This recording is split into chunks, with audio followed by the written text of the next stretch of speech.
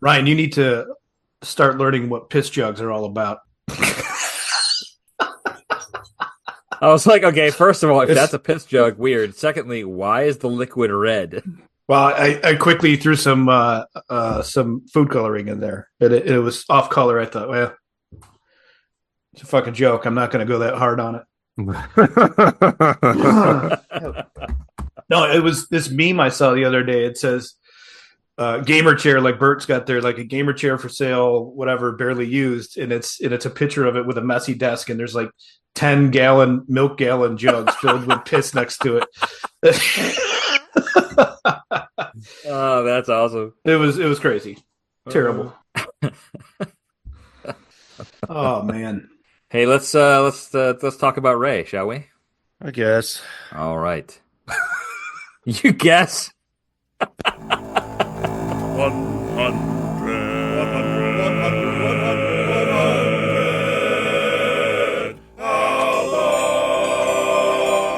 I'm Bert. I'm Drew. I'm Ron. I'm Ryan. And this is the 100 Albums Podcast, where we discuss the ins, the outs, and the absurdities of a poster that depicts 100 seemingly random albums. Hey, good lookins! You don't know me, but I love you so much that it hurts. And it makes no difference now that I am born to lose. Careless Love. Today we're talking about the incomparable Ray Charles and his album Modern Sounds in Country and Western Music. Hey, as a reminder for those who aren't familiar, who are new listeners, welcome. We're going through 100 albums that appear on a poster that Drew got from his wife some time ago. We first went through this project by listening to and reviewing 2 albums a week for a year and sharing our thoughts and reactions with each other via video chat. Once we were done, we thought it might be fun to turn this project into a podcast. So this week we're going to be talking about Modern Sounds in Country and Western Music, Volume 1 by Ray Charles.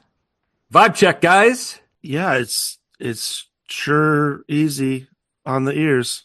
The vibe is real mellow. Easy listening. Yeah. You know, this reminds me of, this is so terrible because it's Ray Charles, okay? But I'm going to say it. Sounds like everything that gets thrown into the 50-cent bin at the record store. Ooh. Yeah, not good vibes either for me. I would like to have. It's hard to have these feelings about somebody so good. That's my vibe. Interesting. All Interesting. right. So Ron's going to dissent. I can feel it. yes and no. It really depends on it. So my vibe is like I've owned this album for years, and I bought it because I love Ray Charles and I like country. This album is not what I expected at all. It really isn't. And part of me is disappointed, and the other part of me isn't. So I like it. It's Ray Charles. So yeah, I mean, Ray Charles, we'll get into kind of his background and all that stuff, but just a talent. I mean, it goes without saying, holy cow, right? My first impression was, wow, this is really long. And that's because I mean, like we talked about kind of in our last episode, the difference between listening to something streaming, kind of electronically versus listening to an LP or CDs, tapes, whatever. This appeared in my Apple Music as 4 albums. It was so long, and I'm just like bebopping along listening to Ray Charles because it was an improvement over Quadrophenia for me. But I listened to both volumes, and I didn't need to, so that's on me. That being said, I do like it because I don't like country and Western music, generally speaking. And this was and we'll get into some of the background here later, but I can absolutely see where this would bring country and Western music to the masses, people who wouldn't normally be listening to country and Western music. I said here in my notes, I don't feel as much country as I do soul. And frankly, a little bit of like a big band jazz kind of. I mean, that was the style of the time, right? And kind of to a point Ryan made just a little bit ago, I get Christmassy vibes from this. Oh, yes. And someone else got it. And the reason for that, I think, is to Ryan's comment about kind of like that easy listening. In this era, the popular music was Bing Crosby and Frank Sinatra and some of those kinds of crooner type of artists who had the big band backing them. And that's what I grew up on for my holiday time music was the Bing Crosby, like Bing Crosby Merry Christmas. I still have on vinyl, like original pressing. Like I have it. I could show you guys. It's awesome. But I get vibes of that era from this record. It's the background singers. Yeah. Background Yeah. singers and the big band. Yeah. And the strings. Yeah. So that's my vibe check. I'm going to ask a question now, Bert. You already answered it. You're not familiar with country, but to Ryan and Drew, are you familiar with the original versions of these songs? Some of them. Okay. So, like, I think everyone's heard Hank Williams, but like Eddie Arnold, some of the more obscure ones on here. Did you guys listen to them and then compare them to Ray Charles, or just hear the Ray Charles? Just the Ray Charles. I Ain't should nobody have done it. Where was that suggestion early in the week, Ron? Right. Well, thanks a lot, Ron. So, However, that's not what I don't like about the album, so it wouldn't have changed anything, to be honest. and fair enough. I did. I went back and I listened to the original, which in some cases, in a lot of cases, there's a lot of versions of these songs. On one of them, it's Eddie Arnold wrote it, Patsy Cline did it. And as was common in that area, a lot of people just did the same song and just put their spin on it. They're good songs. Like, I love Hank Williams. I like his versions of these songs, and Patsy Cline. I mean, she's just amazing. I love Patsy Cline. But in most of the cases, those songs didn't hit that emotional chord for me. They didn't make my head, my face wince, at emotion. They didn't get me moving. They're just good songs, but they lay very flat. Where when Ray does it, it elicits emotion. And that to me really hit. It was like, okay, this is a good song. Ray made it much more palatable, but he didn't do it country. He did it Ray style. Mm-hmm. And when we get into the good, bad, and the ugly, Ron, I'm going to be on the bandwagon with you. Everything about this album that I like comes down to just Ray, but we're not there yet. Bert, why don't you tell us a little bit of history on this? Well, Drew didn't get his check in. Oh, Yeah, sorry. I did. I think Oh, I you did. did? You did? Oh, I don't have much It more to was say. it was so memorable. I forgot it. So Yeah, I tend to be forgettable. But yeah, I mean, it's my vibe is cool, but I could have saved you, Bert, and I the trouble because I also listened to it twice, both times. The first time of the poster run through and the second because I didn't reference the poster. And so, to our listeners, we talk throughout the week about this and chat. And I entered a chat this morning that was going on the other day with these guys about whether it's volume 1 and volume 2 or not. And it was way too late for me to even deal with it. I went out and referenced the creator, aka the poster, and The creator. secrets of the poster. it has absolutely no reference to any volumes on it, much less 1 and or 2. So I don't even know what to do with that information, but I also listened to both as well as Bert did. So My hunch is that if no volume is listed, then the inference is volume 1. Because when volume 1 first came out, it wouldn't have been called volume 1. It would have just been Modern Sounds. That would be a good idea, is to put a record out and call it volume 2 and not have a volume 1. Beastie Boys did that. Hot Sauce Committee Part 2. Oh, So I can actually, Bert, I can chime in on here and help with that. So if you look up this album on Discogs, the first release of it had no volume record on it at all. Although this is crazy, guys. So it came out in 1962. There are 37 different versions of it that were pressed in 1962. Wait, what? Yeah. What's the difference between them? Different country pressings, so it was so popular that all the record plants across the world were pressing this thing. But then even within the US, there was even, I believe there's reissues within the same year because they ran out of the first press. I did read that in some of the research that it was flying off the shelves so fast that people without record players were buying. So what you, Ryan, you were talking about the multiple pressings. Yep, I was.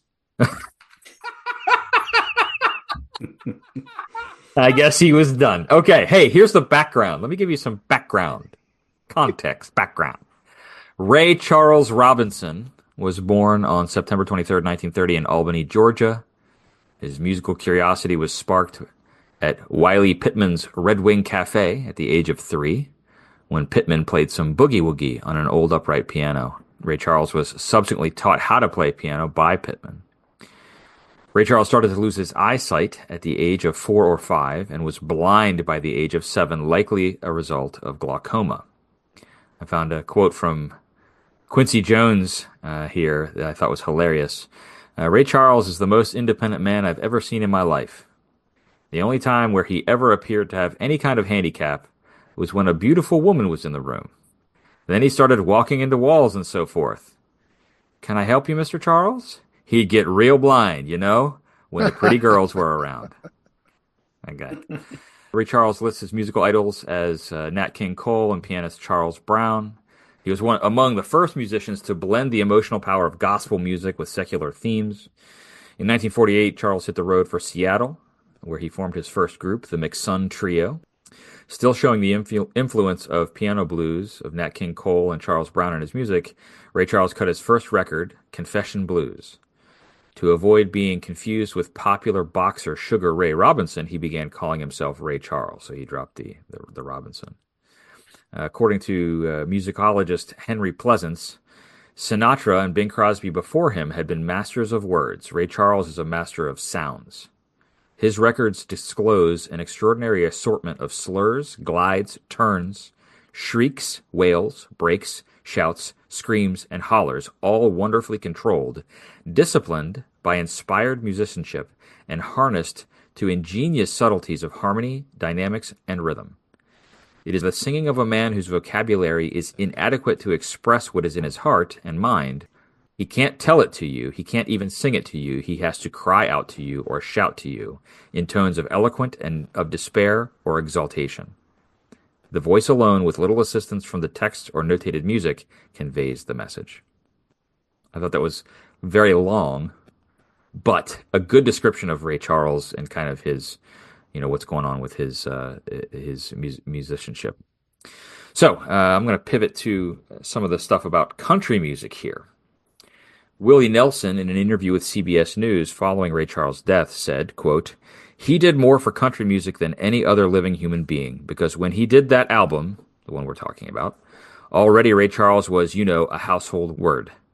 Here's Ray Charles doing country songs, introducing those songs to millions and millions of people who otherwise would have never had a chance to hear them." Ray Charles was one of the first artists to own his own master recordings, which is notable. On playing and listening to country music, Ray Charles said, quote, "I felt country was the closest music, really, to the blues. They'd make them steel guitars cry and whine, and it really attracted me." So this album, Modern Sounds in Country and Western, at his last session for Atlantic Records in June 1959, Ray Charles recorded his high-octane version of Hank Snow's 1950 country classic, I'm Moving On. It was the first of nearly 100 country songs that Ray Charles would record and release over the course of his long career. In late 1959, ABC Paramount Records lured Ray Charles away from Atlantic with a deal that gave him one of the highest royalty rates of all time, creative license to produce his own records, and ownership of his master recordings. He soon struck gold with Georgia on My Mind, his first #1 pop hit in 1960. With his record contract up for renewal, he pitched the idea of modern sounds in country and western music to ABC Paramount, in part to test the amount of artistic freedom he would have with the label. Executives at the company were concerned that he might lose fans, but the album, as we know, won him legions of new listeners. This landmark LP introduced country music to a broader audience. It was his 17th studio album, his 6th album in the ABC era. It was recorded in February 1962 at Capitol Studios in New York City and at United Western Recorders in Hollywood, and released in April of that year. The album topped the Billboard album chart for 14 weeks and contained Charles's classic recording of Don Gibson's I Can't Stop Loving You. That single spent several weeks at the top of both pop and R&B charts during the summer of '62 and won a Grammy Award for Best Rhythm and Blues Recording. Gave him his only number one record in the UK. In June 1962, the mono issue of Modern Sounds replaced the West Side Story soundtrack album as the number one album in the United States, knocking it off the top of the Billboard Pop Albums chart. The album was certified gold in July of that year, 1962. Its success encouraged a sequel, Volume 2, as it were, which was recorded later that year. It was nominated for 6 Grammys at the 5th Annual Grammy Awards in 1963. Album of the Year, Record of the Year, Best Vocal Performance Male, Best Background Arrangement, Best Engineering Contribution. Lost all of those, but then won for Best R&B Recording for I Can't Stop Loving You. Modern Sounds was inducted into the Grammy Hall of Fame in 2001. And in 2003, Rolling Stone ranked this album as number 104 on its list of the 500 greatest albums of all time. It moved down a spot to number 105 in 2012 and now sits at number 127 on their most recent revision from 2020. I'm going to take a sip of coffee now. What other research do you guys have? I didn't do a lot of research except for looking at who he covered and what he covered. He borrowed, well, not borrowed, but covered from a pretty wide range of the time. I mean, you have Hank Williams, Senior, Hank Snow, Eddie Arnold, Ted Daffin, which I learned through this. And I have a pretty good working knowledge of classic country. I had no idea who Ted Daffin was. And now I'm going to have to go listen to his stuff too. He apparently was a damn good songwriter. That's the danger of this project. Big rabbit holes. Finding these rabbit holes. Yeah. I saw his name too because he wrote that Born to Lose, and I thought I was like, this is Patsy Cline, but it wasn't. It was not. Actually, Born to Lose was Hank Snow, I think. Well, he's the name I saw connected to that, but isn't that either the guy way, who did that was also funny. Say it's what, his Robert? dad. It's his dad. I said, isn't that the guy who did Informer? Oh, Informer. God. No, not the same like- guy. That was I'd like to this is thank the you guy that for- had to protect the wall of the North. that was a joke grenade, Bert. And that was also an unwelcoming planting of an earworm, you butt. Well, it got rid of Unskinny Bob from last week. Oh, no. So, Ron, you were saying, Oh, yeah. Lonesome Me. That was originally done by Don Gibson, which, because so many people cover different, the same songs. My first introduction to this song was by the Kentucky Headhunters. Which I wait, you said Lonesome Me? Oh, Lonesome Me? Is that on this album? All right, did you do volume 2 as well, Ron? Oh, hell yeah, I did both volumes. Okay. Yeah. So that must, because I'm looking at the track listing for volume 1 and I'm not seeing Lonesome Me on here, so I'll have to pull up. Yeah, it Track could be listing for volume 2 because I did them both. I didn't know what we were going to do on this. So it was like, If you're going to do it, go all the way. I know shit, yeah, right? Yeah. So yeah, the Kentucky Headhunters, Don Gibson's version, and this is a reoccurring theme for this album for me. It's a great version, but it's the country version. Ray just kicks everything up, and much the same as Johnny Cash. If Ray Charles covers your song, sorry, it's a Ray Charles song now. Yeah. It kind of gets usurped. It does. Yeah. It does. And that, I mean, I have that on every song. This is a great song, but Ray did it better. Yeah. On Oh Lonesome Me, he does kind of like a samba thing to it. Mm-hmm. And man, it's just so good. I met the Kentucky Headhunters, What? or at least some people who I thought was, because when I was a small child, I was taking a trip to Chicago with a friend's family. And we were in a massive, I believe, unless this was a crazy dream, which God help me, it could be, but a fireworks truck had crashed on the highway, and we're backed up for miles and miles behind this fireworks truck because they didn't want it to explode, obviously, and stuff. And we were there I remember being there like hours for at least a little kid's perspective. And there was this tour bus. Now let's be real here. So I don't even know my country history at all, but this must have been, let's call it 1987. Let's call it 1986. And my friend, their family was into country music, and they're like, "Hey, that's the Kentucky Headhunters tour bus." So me and my buddy walked down the highway a little bit. This is how stopped. It was like Everybody Hurts video stopped, like level of traffic stopped back up, and we knocked on the door and they let us on. I used to have a little signed band photo from them, but I don't know where that went in my life trajectory. But that's pretty cool. Yeah, little funny little story. I couldn't tell you a song they wrote, but I unfortunately I could tell you many. Well, if I find that poster anywhere, picture anywhere, Ron, it's yours. Oh, thank you. But that was the overarching thing for me on this one was just, and then I'm jumping ahead a little bit, but I think much like Quadrophenia, if you took half the instrumentation and vocals away and put it more in the arena of country music, this would be a better album. Interesting. So, unless I misunderstood you, Ron, you're saying that had Ray Charles done these songs more in the style of the original artists rather than putting his twist on things, it would have been better?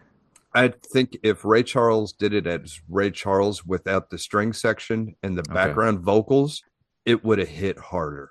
Okay. It's that, like you guys were talking about, the jazz band, the big lush background vocals and everything else.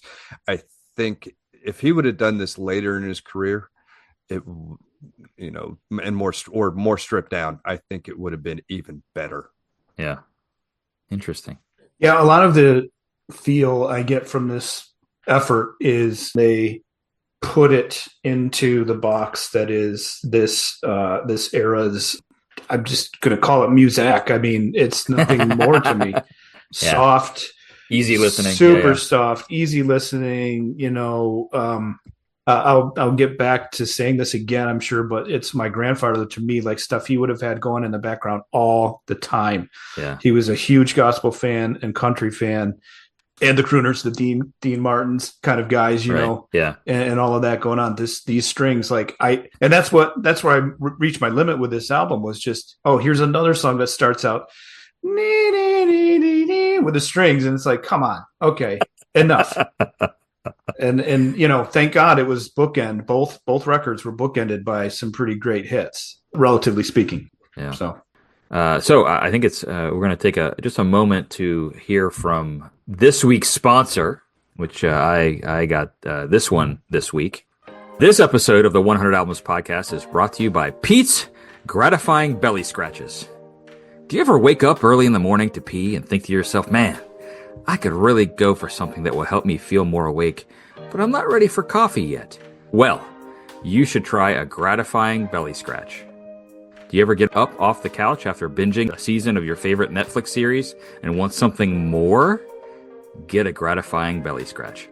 Pete's Gratifying Belly Scratches are all the rage amongst mid to late 40-somethings for gaining that extra boost in their day-to-day lives. Pete will come to your house or place of employment with only a moment's notice and give that belly of yours a big old scratch. Try one and you'll feel great. Oh, who's Pete? Don't you worry about that. Suffice it to say, Pete's looking for a job and has a particular set of skills that are not necessarily in high demand. But don't take my word for it. Here's what world-class musician, band director, and midriff aficionado Drew Minton has to say. I'd love to scratch my naked belly for all to see, but it's even better when Pete does it for me. There you have it, folks. Try one of Pete's Gratifying Belly Scratches today and use code DAMNThatFeelsGood, all one word, during checkout for a 10% off coupon. Visit gratifyingbellyscratches.com.net for more info or give Pete a call at 555-SCRATCHY. That's 555-727-2824. Oh, man. I didn't know I was itchy till now. So it's one of those things. Is this what happened to the guys that did Pete's Wicked Ale when that beer went defunct? No relation to Pete Townsend. Yeah. Yeah. Well, that's exciting. Bert, good on you for finding a sponsor. It's like you've said many times, Ryan, we're getting out there, we're getting an audience. People realize that there's a good return on the investment. And if I've learned anything from the sponsors we're getting, the audience that we're reaching is very peculiar. It's worldwide. It's worldwide peculiarities. Those tens of people that are listening are, it's a demographic that's worth reaching out to. So Mm-hmm. Okay, hey, let's talk about the good, the bad, and the ugly, my friends. On the re-listen, what's striking you about this album? I gotta say, in terms of good, and Drew, you were talking about the sort of saccharine string sound that's used in this, but the all the rest of the musicianship is pretty top notch, especially Ray. And Ron, I know you touched on just the way he emotes through his voice. That cannot be said enough. That is truly the savior of this album, but also his piano playing. Some of those solos Mhm. are just so tasty. Like Mm. it's not overwrought with virtuosity. It's not, breaking boundaries per se, but every note is just somehow in the right place. And that to me is a huge good for this album. He plays like he sings. He I really mean, does. he's one of those guys that just he can get everything inside out, into the world, and that's Ray's blessing. Yeah. Yeah, I agree that the piano, well, again, the capital title is Ray, but throughout that song, his voice still becomes the voice of these songs, or throughout the album. His voice is still part of the song delivery. And in my exhaustion of things, every time, a couple times, the saxophone solo comes out, but when all of a sudden he starts playing the piano and it comes forth as a solo, it's so refreshing and wonderful. Major highlights of the album for me. Yeah, I'll just kind of be repeating a lot of the stuff that you guys are saying. There's good things, obviously, with Ray as an artist in general. He's just such a treasure and a talent. That easy listening kind of vibe that we've been talking about that cuts both ways for me. There's something about it that I like because it's familiar and it's safe and it's pleasant, and like I said, it kind of evokes that, like I talked about, like the Christmas music aspect, right? So there's something nostalgia about it, right? But on the flip side of the coin, it's kind of corny. Like Ryan, you said saccharine. I think that's a great way to describe it. So why is that? What about that era of music, that style is corny? Like, why do we feel that way? I've never been able to kind of put my thumb on why sometimes when I'm listening to an old Sinatra tune, I'm like, okay, this is, Well, it's studio driven. yeah, We I'm sure talked about the background vocals. We talked yeah, about the string arrangements. yeah, And the thing is, even though it's used very well with this artist, it was the same sound that was used for for everyone. many, Yeah. many lesser artists. Again, back to my dollar bin record comment. It's not about Ray, but you know how much of It's the that easy, production, right? yeah, that Yeah, easy listening crap, it was being thrown like Eddie. They sold like crazy. yeah, These are records that even my grandparents didn't keep around. yeah. So it's almost an injustice to have that in some ways. It's funny because I equate it to, are you guys familiar with the transatlantic accent? Right. Yeah. So from like the 30s and 40s and 50s, there was Yeah. this. See, Yeah, exactly, right? So news broadcasters, anytime you see like old newsreel from like World War II, it's like, today in the conflict and blah, blah, blah, blah. That was an intentional accent that was put on to bridge the Atlantic, right? So you had kind of a British vibe to it, but it's Americanized. And it was very much a kind of production element of broadcasting. That's how I kind of see some of this, like what you're talking about, Ryan, some of the string arrangements and just kind of the production in this era of music is trying to create a baseline that's accessible to everybody, that everyone's going to like and that everyone's going to understand, because that was the idea behind the transatlantic accent. It's interesting. But anyway, so I liked it for some of that, but I also, there was parts of it where I was like, okay, guys, I've had enough of the backing vocals that are all, they sound like something that's going to be on the Lawrence Welk show or something. Yeah, because even the gospel elements are Yeah. like the whitest gospel elements that you could possibly record. Yeah. I can Yeah. only imagine. I had a lot of questions about that part of why Ray Charles did this, and I understand when Bert said it in the history why he did it, and I get it, and it makes perfect sense. Like, why not, right? But that said, to do it, I'm imagining there not being a whole lot of allowance for Black artists at the time to really do everything they wanted to. So I'm sure it was heavily driven and engineered by the industry, who we know is very one type. So that comes especially out, at that time. Yeah, that comes out very loud on this Yeah. record. Yeah. You know, Yeah, I think too, as opposed to like why this album, this was a pretty big trend Yeah. of taking the old and fashioning it into new. I mean, I can think of tons of jazz records that advertise being like, "Here's the new sound of the songs Yeah. like, countless Brazil '66 albums yeah, and they um, always said that. and all even some of the other big bands things, right? Like Stan Kent Orchestra would be Glenn Miller, that kind of yeah. stuff. Yeah. So it's like this modernization, I think, and this is my own disservice that Ron pointed out very early on. I didn't do enough homework on the originals, but I think I still feel passionately that this easy listening element would be something would be difficult for me to choose to listen to. But Yeah. It would, although when you do this, if you do it, I'm gonna do it because you shamed me. oh, all right. Well, You that's have- all it takes. Yeah, no shit, right? So you need to start with the song "I Love You So Much It Hurts," and you have to listen to Ray Price's version. And the reason you have to start there is, have you ever seen the movie Mars Attacks? Mm-hmm. Remember that movie? You know the song that kills the aliens? If that song doesn't work, you have to play Ray Price's version of this song because it matches fucking perfectly. Oh my gosh. I thought it was a Tom. I remember that being Tom Jones, but I see what your point is. Yeah. Well, I get it. yeah. So, but yeah, start there. I don't even know where I was going with this. Yeah, lost that train of thought. Had me a little moment there.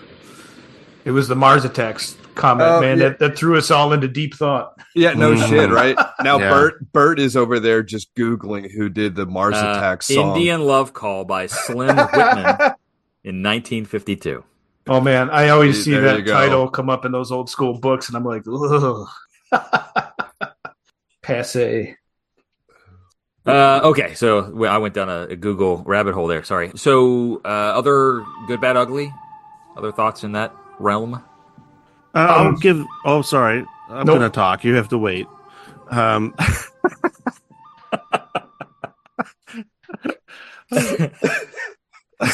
We always apologize to each other. This time, I'm just gonna go. I guess I You don't got know it.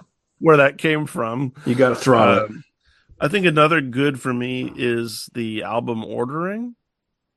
I think it's pretty solid. I like the idea of side B starting with Worried Mind. Mhm. I like Bye Bye Love being the original The the opening track where you really are like, oh, holy crap, there's a whole big band here, you know?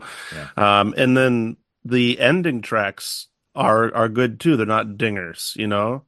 So I would say in terms of whoever produced or decided the ordering, I think they did a good job on this. My comment was less about specific to this record, but about this sound we're talking about, the smarmy, soupy, saccharine strings and the choir. I mean, it is so comforting, and it does put you at Christmas time, because really that's probably the only time we listen to that type of music in our modern era. But I was thinking about it, like, man, when this was brand new, how did it feel then? Like, was it nostalgic then, and that's why everybody liked it? Yeah. It's funny to think about. I feel the that same way as- about Mariah Carey. It's funny to think about that as the new sound. Like, ooh, this is exciting, and there's nothing exciting about that to me. There's nothing exciting about it. It's not to say it's not good. I mean, it's got its place, but it's not exciting.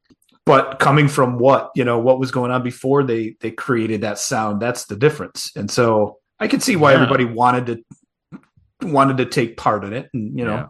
Well, it's a pretty lush, because remember, there's no synthesizers to replace, to make a huge soundscape. So literally just tons of musicians. So I could see where that might be exciting. Like, oh man, this album has it all. It's got a great singer. It's got a piano player. It's got it's got a full string section. It's got these lovely voices. And, so there's a kind of I can see it being exciting. Yeah. Probably not still in 1962 to the young generation. I don't think that this album was necessarily going to fight against other rock things and soul things that were happening at that time, or even in the world of actual, like, jazz. What was happening at this time was much more Yeah. adventurous. Yeah. But I can see, that could have some family appeal. Yeah. Yeah. No doubt. So are we back to the artistic versus commercial argument? Take it back there, Ron. All right. So did he put this album out to reach the masses and didn't do artistically what he wanted to do because he was trying to sell a shit ton of records? I mean, I don't know, Bert. I think I glazed over your list. Where did this rank on his sales? I haven't gotten there yet. That's in context, but I'll get there in just a second. I think, Ron, a lot of the reading that I did is that Ray Charles, if he was being authentic, which I have no reason to doubt his authenticity here, Ray Charles said multiple times, "Hey, I really like country music. I really like country and Western music, and I would like to perform some of it, cover some of it in my own way, like kind of put my spin on it." And then as a result of that, it reaches the masses. I don't get the impression that he went into it thinking, "Oh, I'm going to do this because it's going to sell a shit ton of records." You know what I mean? Like, right. Yeah. Also, he had a lot going on in his personal life. Let's put it at that.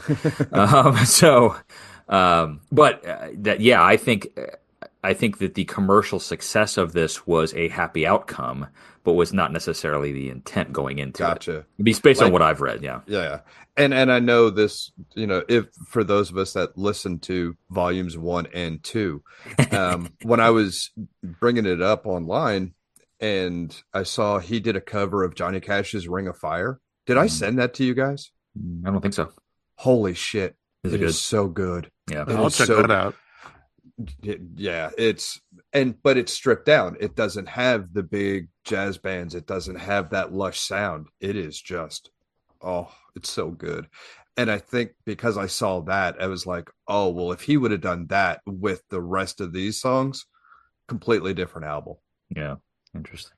It's cool too. While we're still just kind of talking about what we did, like, because I feel like we were a little punishing earlier, but from when we were born and kind of the late, by the time we were old enough to really recognize what we were listening to with Ray Charles, it's really cool to hear the youthfulness of Ray Charles, because when we would watch him on TV and stuff, he was already, I don't want to say past his prime, but he was in an older generation of himself or version of himself. Well, he was past his commercial prime, that's for sure. Yeah. And hearing him on this album as kind of like at the peak mastery of his abilities, and it's pretty cool. Yeah. It's funny you mentioned that, Ryan, because as I was doing a re-listen at one point, we were commuting on our way to work, and I was talking to Melissa about it. We were listening to this album, and I said, what's really interesting about Ray Charles' voice to me is that it's timeless. So kind of in contrast to what you were just saying, when I hear Ray Charles' voice, he always sounds the same age.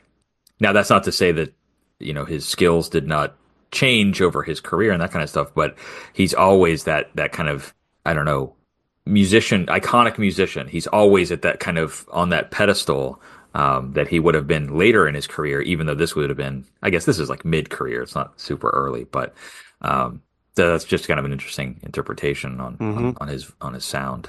So Drew kind of teased it up just a minute ago. Context: this album is his 5th best-selling album of all time. 4 was Anthology, which sold 550,000 albums. This one sold 500,000, so it's gold. Anthology was number 4. Number 3 was The Very Best of Ray Charles, which sold 1 million records.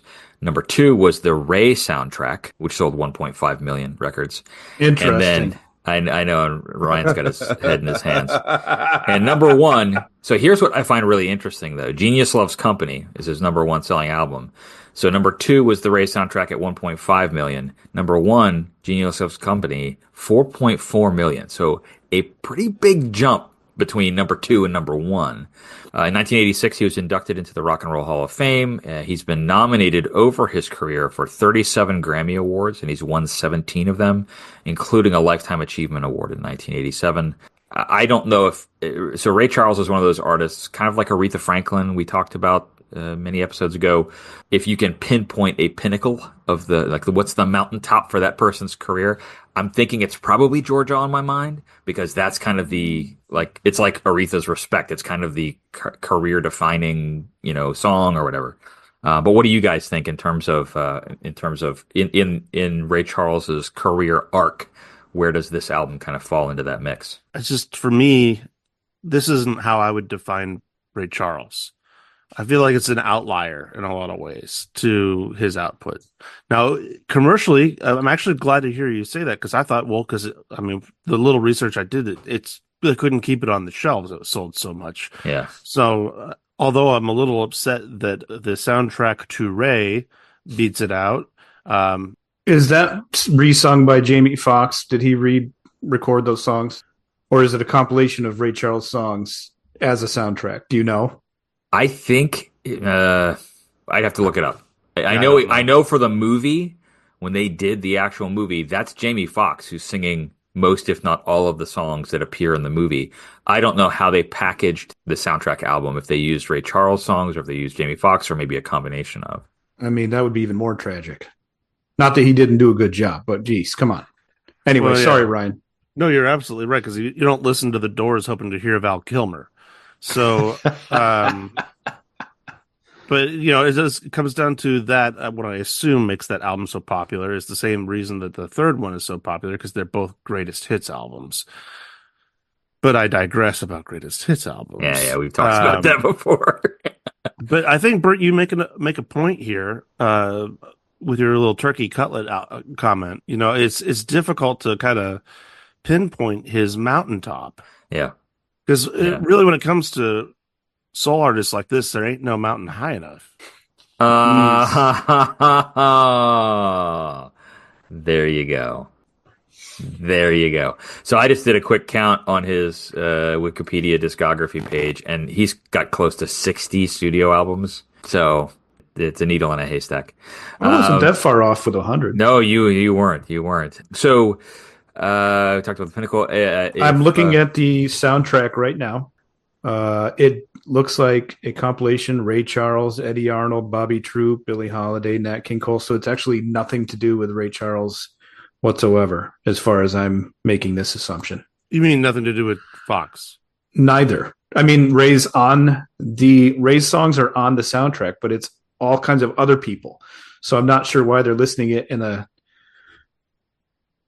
comparable sale to his overall record sales for life. You know what I'm saying? That's weird. Yeah. That is very weird. There's a bunch of songs off of this record on it. You Don't Know Me is on there. Bye Bye Love, Can't Stop Loving You, and Born to Lose. But there's a lot of Ray. There's mostly Ray, but there is other people on there. That's hilarious. Yeah, weird. It's the original motion picture soundtrack. Huh. Anyway. Wow. Yeah. Back to modern sounds. If you could remove one song from this album, we'll go with Volume 1, Ron. If you could remove, or Drew, if you could remove one song to make it better, what would you be taking off of the list here? I couldn't take one off. They're all on par with each other. I don't think one is a clunker and needs to come off. It's a cohesive album. So yeah, I'd keep them all. I would probably get rid of the Hank Williams You Win Again, just because that was the one where the background vocalists just took me over the edge. Fair. I wrote something next to that, no something, and I don't know what the second word is. It looks like renting, but sounds like I didn't really like that one either. I wrote a lot about Born to Lose, that I'm just tired of this sappy country, unrequited love topic. I can't take it anymore, yada, yada, yada. So maybe that one is my breaking point, Born to Lose. Mine was I Can't Stop Loving You, which is kind of ironic given that that's like the one that was probably the most commercially successful single and won the Grammy Award. But I just, the backing vocals, this was one of those times when that saccharine backing vocal, I was like, next. Like, no, thank you. Mm-hmm. So I think that's what I would do for that one. I do have a question for you guys. Like, Bye Bye Love was an Everly Brothers song. Do you guys consider the Everly Brothers country? No. What do you think they are, Ryan? Commercial pop.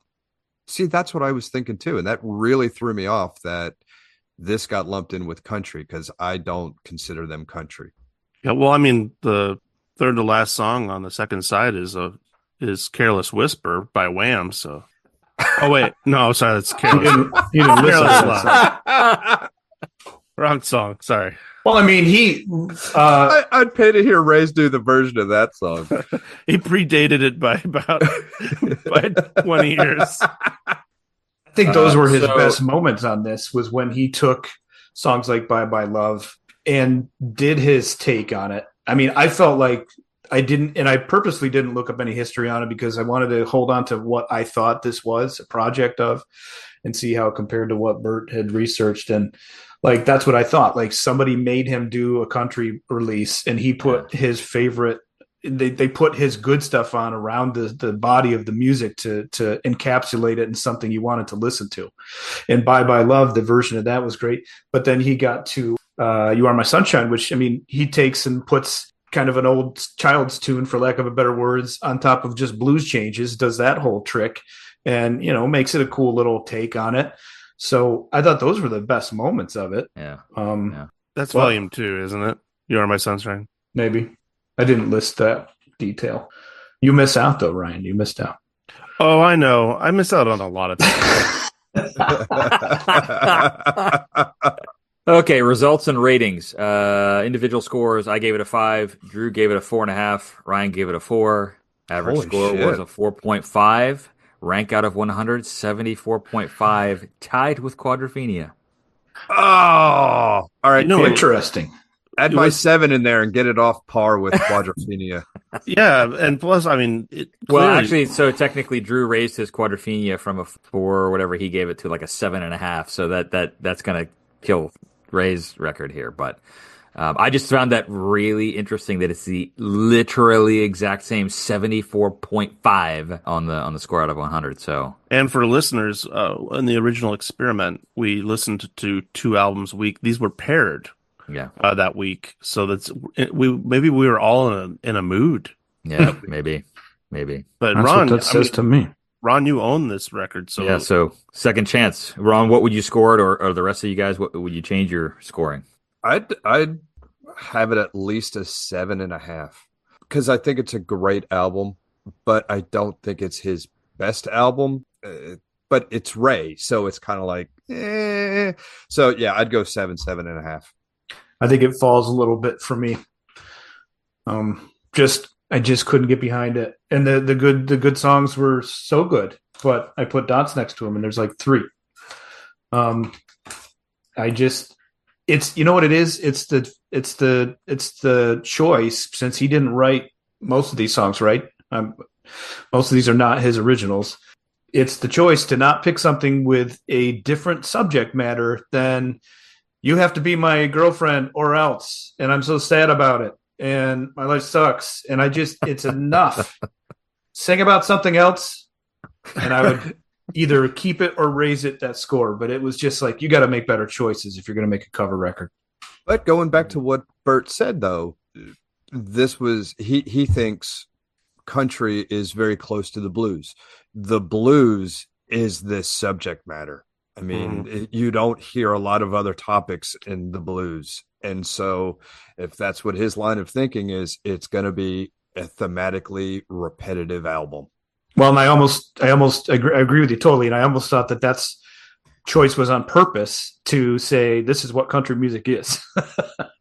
Yeah. You know, Yeah. lost Yeah. my truck, lost my dog, that whole shtick. I think I would probably keep my rating as is. There's a similarity to me with this as an album as to say like the Strokes album that we'll listen to later together, where I can't listen to all of them at once. But Yeah. if I had like one of these songs like on a cassette that a buddy made for me as a mix, I'd be like, oh man, I love when that one comes on.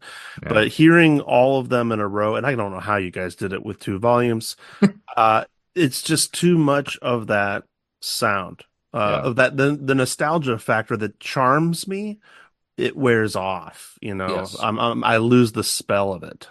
Yeah, I had it on in headphones and listened to it all in one session, and it really put me Ooh. into a weird place. Well, hey, speaking of weird places, audience, please write into us and tell us what you think. If Ray Charles had a theme restaurant based on this album, a la Margaritaville by Jimmy Buffett, what would be the name of the theme restaurant and what would be the vibe or what food would be served there? We'd love to hear from you and what your suggestions are. You can write to us at 100albums at bertislow.com. That's 100albums at bertislo.com. Yeah, I don't have a name, but I feel like it'd be like going into the basement of a church and eating nothing but casseroles. That's interesting. Ah, It's going to be what a vibe that is. That's a description. Very different vibe for me. It would be like a Cracker Barrel, and it would be called. Oh no! Wait, I need to do it with a straight face. Modern smells in country fried steaks and Western omelets. Wow. Yeah. You win, sir. Yeah. Oh, there's so many words. It's a really tough marquee. Yeah, the sign on the highway is tough to. They couldn't keep it open. It'd take too much to market the place. I know, right? So, mine would be, hey, good looking. What you got cooking? Keep it simple. And you eat raw hearts out of animals, but you eat them off of your sleeve because that's what this lyrics does to me. That's a weird appetizer, Drew. You can only season them with your own tears. Well, I got to say, wow, audience, please write in on your thoughts of these restaurants because it's sure to take off one of these. Yes. Okay, hot take time. Who's got a hot take about Modern Sounds or about Ray Charles in general? I do. Let's hear it. It's time for another edition of Poster Secrets of the Poster. That needs a soundtrack. This, I believe, is from the creator directly to us. And I believe by putting this specific record on the poster, the creator is telling us, hear me out, the albums have nothing to do with each other. This is the middle finger to get everything rolling. Like, don't look. And the world is chaos. Yeah, Ryan, I fully agree with that idea. Wrote it in my own notes that this one, and I've said it before, this made me question why this is on the poster, but this one is a real big question mark for that reason. I mean, at risk of a spoiler, this is up there with surprises on the poster with me with Pavarotti. But listeners, stay tuned for that gem. Huge spoiler there. Huge spoiler. This has been Secrets of the Poster. Secrets of the Poster. Oh, boy. So I got two hot takes. One I had coming into our conversation and one I developed while we were talking. And Ryan already kind of spoiled this, so this is not going to be news to anyone, but Ray Charles, like Aretha, is a turkey cutlet for me. Oh? It's not something that I'm like, hey, I'm going to go listen to some Ray, like I'm not going to actively seek out Ray Charles stuff, but when I hear his stuff, I'm like, yeah, this guy was unbelievably talented. So that was what I came into, kind of a pre-cutlet, prefab hot take. My second hot take I've developed as we've been talking is, and Drew, I think you touched on it a minute ago here. So on volume 2, he does You Are My Sunshine, which is a fantastic version of that song because it sounds nothing like You Are My Sunshine, right? It's so Ray Charles, very soulful and that kind of stuff. And it's also near and dear to my heart because it's Melissa and I, it's our unofficial kind of couple song. So that led me to think about my tenuous relationship with country and Western music and how I purport to not be a fan and not understand country, and as we've had conversations in the past here. But if you think about the Oh Brother, Where Art Thou soundtrack, and you think about that flavor of country, You Are My Sunshine appears on that album. in that movie, as well as a whole host of other kind of what would you call that, Ron? Like old country music, or like, because it's not country and western the way that I think of country and western music. It's not outlaw country the way that like you've got Willie Nelson and stuff like that. But it's like original country, or like you could put that safely in the Americana category. Oh, okay. So you wouldn't call that country at all? I would, but it's a subset or a subcategory, like a subgenre. Okay. Yeah. So I mean, closer to bluegrass, really, right? I mean, it was, so that's that's kind of where I was going. So I like that. I really like that style of, if you call it folk or Americana or bluegrass or whatever, that I really like. And so as I was thinking about, Drew, you brought up the You Are My Sunshine. I really like that version of it, even though it's on volume 2, listeners. So don't waste your time. Just stick with volume 1. But if you do venture into volume 2, it's the first track in volume 2. And I really, really enjoyed his version of that. So I guess my secondary hot take is, I guess there's some country I like, and that's good. Like, I don't know, but there you go.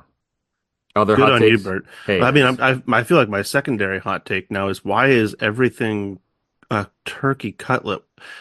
Are there no other meats or food items that you can compare? It was these just to? for frame of reference, and next time Okay. it'll be a beef tenderloin or something. I don't know, but Bert's trying to get continuity through all the podcasts by right. having one singular frame of reference. That's right. There needs to be a unseasoned bologna sandwich reference, like a piece of bologna on 2 pieces of Wonder Bread. That would be like. Now, I'm just going to tell you fry it up and put some mustard on there. That's a damn fine sandwich. Nope, plain. Sounds like something our composition teacher would have said to us in college. Nope, plain. Yeah. And you can't have any spice. You have to season it with your tears, just like you do the hearts of your victims at our restaurant. They don't have to be victims. Any other hot takes? Yeah, I had one. Go for it. We talked about it with Dolly. We all know this. Country music is one of the American folk generated musics of our American culture. And so I think this is a conversation to myself as to, why did Ray Charles do this beyond just because, but just like many of our most revered composers, he wanted to explore the folk music of his country. And it's no more complicated than that. And then I can accept it a little better. Nice. It's a good take. Ron, you don't have one? I really don't. He covered good songs. He made them his.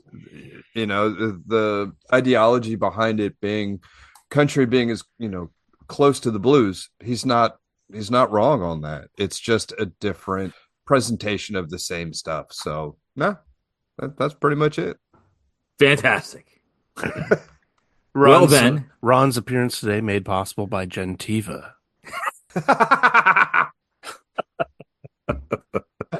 Which notably is a hospice agency. where I'm sure this album is on heavy rotation.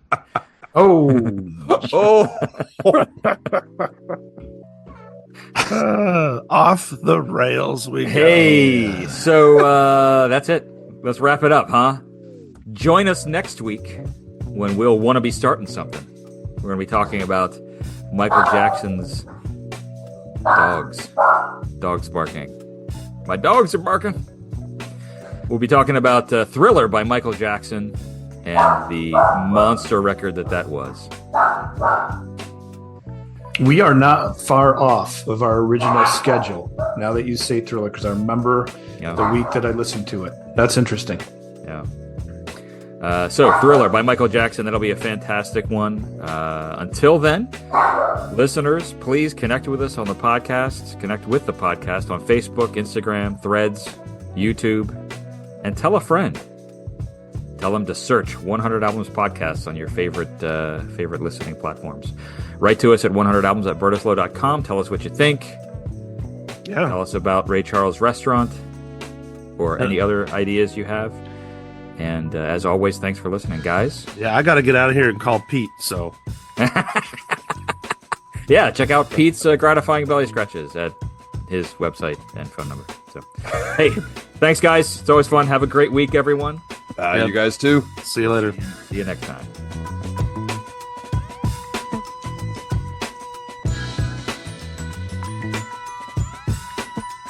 I love to scratch my naked body. Oh, I love my.